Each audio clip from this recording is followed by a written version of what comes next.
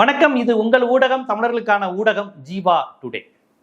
இப்போ கவனித்து பார்த்தீங்கன்னா, இப்போ நம்ம டெல்லி பிரதிநிதியாக ஒரு பச்சை தமிழர் வெங்கட் நாராயணன் என்பவர் நியமிக்கப்பட்டிருக்கிறார். டெல்லியினுடைய தமிழ்நாட்டு பிரதிநிதியாக வெங்கட் நாராயணவா அவர் பேர். அம்மா இன்னும் யாருன்னு கேட்டால், தமிழ்நாடு முதலமைச்சருக்கு எந்த அளவுக்கு வேண்டப்பட்டவரோ அதளவுக்கு கர்நாடகா முதலமைச்சருக்கும் வேண்டப்பட்டவர் தான் அந்த பச்சை தமிழர் வெங்கட் நாராயணா. இவ்வளோ ஓப்பனாக கர்நாடகாவை சேர்ந்த ஒருத்தரை டெல்லியினுடைய தமிழ்நாடு பிரதிநிதியா நியமிக்கிறாருன்னா, நம்ம முதலமைச்சர் என்ன மனநிலையில் தமிழ்நாட்டை பார்க்குறாரு, தமிழர்களை பார்க்குறாரு, தமிழ்நாட்டு அரசியல் அணுகிறாருன்னு எனக்கெல்லாம் உண்மையிலே புரியல.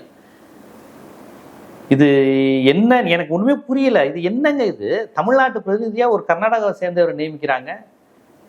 இப்ப தமிழர்கள் யாருன்னே எனக்கு புரியல.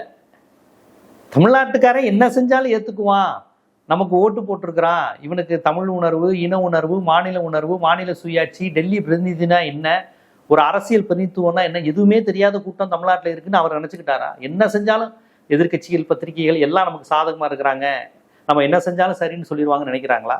இப்ப ஏன் இந்த நிகழ்ச்சியை சொல்றேன்னா, இது மட்டும் இல்லை, நீங்க நல்லா கவனிச்சு பாருங்களேன். இந்த ஜான் ஆரோக்கியசாமி, இவருக்கு பர்சனலா ஒரு அரசியல் டாக்டிக்ஸ் பண்றவரா, வியூக வகுப்பாளராக இருந்தார்ல, அவர் விஜயின் அரசியல் ஆலோசகர். அவர் எப்போ அரசியலுக்குள்ள வந்தாரு, அரசியல் கட்சிக்குள்ள வந்தாருன்னு தெரியல. அவர் தனிப்பட்ட முறையில் அப்படி வச்சுக்கிட்டாரு. அப்புறம் விஜயோட நண்பர் விஷ்ணு ரெட்டி, ஆந்திராகார், அவர் முதல்வரின் பொது விவகாரங்களுக்கான ஆலோசகராக நியமிக்கப்பட்டிருக்கிறார். இவரை கூட்டிட்டு தான் பிரதமரை பார்க்க போனார். விஷ்ணு ரெட்டிக்கும் தமிழ்நாட்டுக்கும் என்னங்க சம்பந்தம்? நான் ஓப்பனாக கேட்குறேன். ஏற்கனவே ஆந்திராவுக்கு நம்ம முதலீடுகள் போகுதுங்கிறத நம்ம பல முறை பதிவு செஞ்சிருக்கோம். இல்லை விஷ்ணு ரெட்டின்னு ஒரு ஆந்திராகாரரை பதிவு செய்கிறாங்க, சரி ஓகே. அப்புறம் விஜயின் ஜோதிடரா ராதன் பண்டிட்னு ஒரு ஜோசியக்காரன் நியமிச்சாங்க. கடுமையான ஒரு விமர்சனமாச்சு. அவர் அரசியல் பிறகு சிறப்பு பிரதிநிதியா அதிகாரியா நியமிக்கப்பட்டாரு. அது மட்டும் வேற வழி இல்லாம எடுத்துட்டாங்க. ஆனா விஜயனுடைய உண்மையான முகம்ங்கிறது அந்த ஜோசியரை நியமித்தார் பாருங்க, அதுதான் விஜயின் உண்மையான அரசியல். இந்த அரசியல் தான் விஜய்க்கு தெரியும். அப்புறம் பாருங்க, அதுக்கப்புறம் ஒன்று நடந்திருக்கு. அந்த ஜோதிடரை நியமித்தப்பையே இவரை நியமிச்சிருக்கிறாங்க. யாருன்னா, விஜய் நீண்ட கால மேனேஜரா இருந்து பிஆர்ஓ வேலை பார்த்து, சினிமாவில் இவருடைய எல்லா படங்களுக்கும் எல்லா பிஆர்ஓ ஒர்க்கும் பார்த்து, படத்தை எப்படி ப்ரொமோட் பண்ணணும், எந்தெந்த சீன்ல எப்படி வைக்கணும், எந்தெந்த தேட்டர்ல என்னென்ன ஷோ போட வைக்கணும், எந்தெந்த தேட்டர்ல ஹவுஸ்ஃபுல்லே ஆளுனாலும் ஹவுஸ்ஃபுல் போட வைக்கணும்னு சினிமாவில் 20-25 ஆண்டுகளுக்கு மேல இவருக்கு பிஆர்ஓ மார்க்கெட்டிங் ஒர்க் பண்ண அவர் தான் அரசியலில் இவருக்கு அரசியல் பிரிவு தனி செயலாளர் ஜெகதீஷ் பழனிசாமி.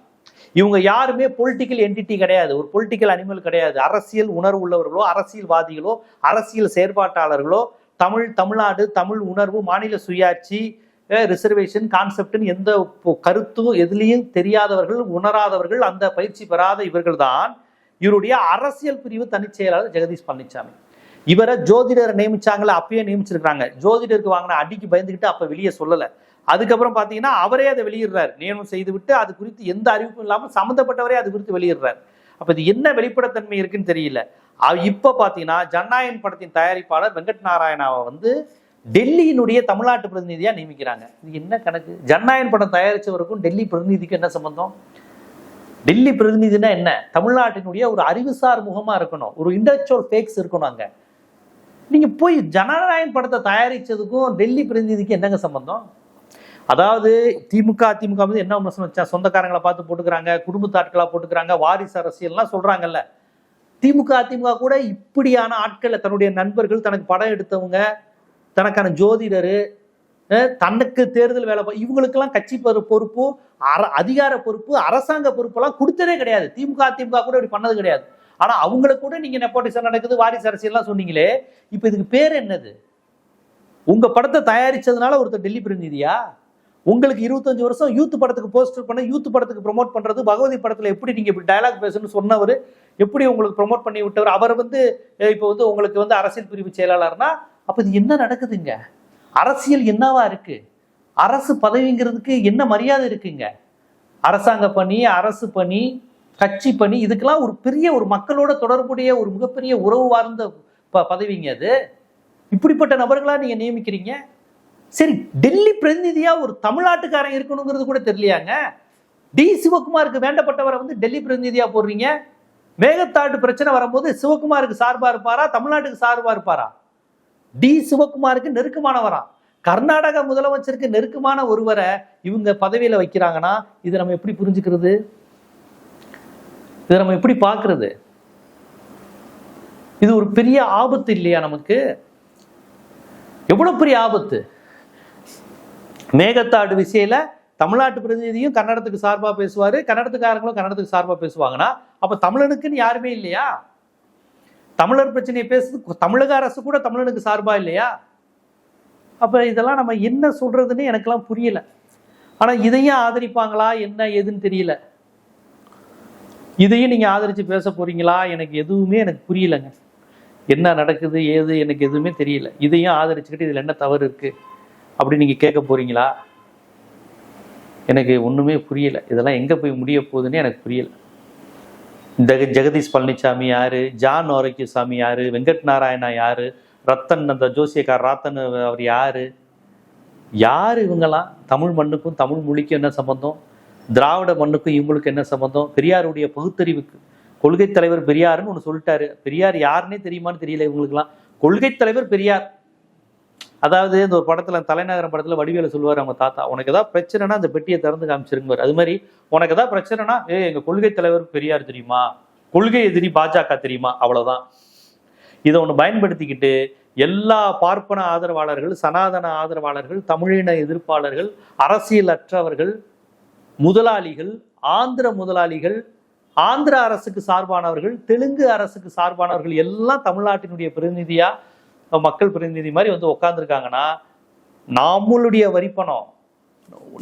வரிப்பணம் நாம வாங்குற சோப்பு கிப்பு எல்லாம் நம்ம மக்களுக்கு இந்த அரசுக்கு கொடுக்குற வரிப்பணத்துல ஜெகதீஷ் பழனிசாமிக்கும் வெங்கட் நாராயணராவுக்கும் பணமா?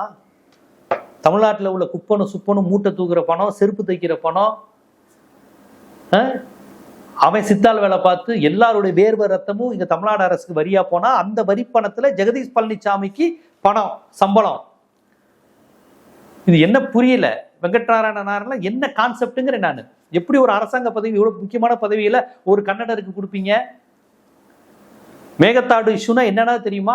அப்ப தமிழ்நாட்டினுடைய பிரச்சனைகள், தமிழக வாழ்வாதார உரிமைகள் குறித்து எந்த பார்வையும் புரிதலும் இல்லாத ஒரு அரசாக இது இருக்கிறதா அப்படிங்கிற ஒரு கேள்வி, ஐயம், பதட்டம், பயம், ஆதங்கம் எப்படினாலும் வச்சுக்கோங்க எனக்கு இருக்கு. ஒரு தமிழனா எனக்கு அந்த பதட்டம் வருது. என்ன நடக்குது?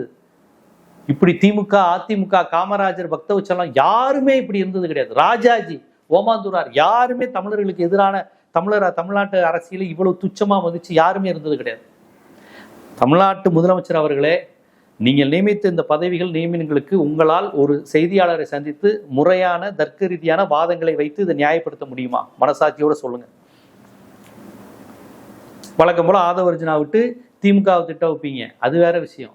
இந்த நியமன பதவிகளுக்கான முறையான ஒரு நேர்மையான இதனால என்ன தப்பு, இவர்களால் தமிழ்நாட்டின் போராளிகள் அப்படின்னு சொல்லி நியாயப்படுத்தி உங்களால் பேச முடியுமா?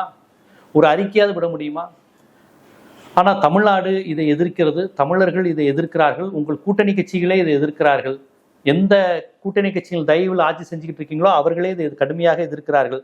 தயவு செய்து மறுபரிசீலனை செய்ய வேண்டிய ஒரு கட்டாயத்தில் நீங்கள் இருக்கீங்க. அது கடமையா நினைச்சு உடனடியாக இந்த நியமனங்களை எல்லாம் ரத்து செய்ய வேண்டிய கடமை உங்களுக்கு இருக்கு. தமிழர் தமிழ்நாட்டினுடைய நலன் சார்ந்த நபர்களை அந்த இடத்தில் நியமிங்க. இந்த மாதிரி நபர்கள் வேணாம்.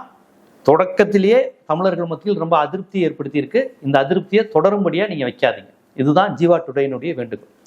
இது போன்ற அரசியல், சமூகம், சினிமா, பொருளாதாரம் போன்ற பல்வேறு விழிப்புணர்வு காணொலிகள் உங்களை வந்து சேருவதற்கு ஜீவா டுடே சேனலை சப்ஸ்கிரைப் பண்ணுங்க, ஆதரவு தாங்க. நன்றி.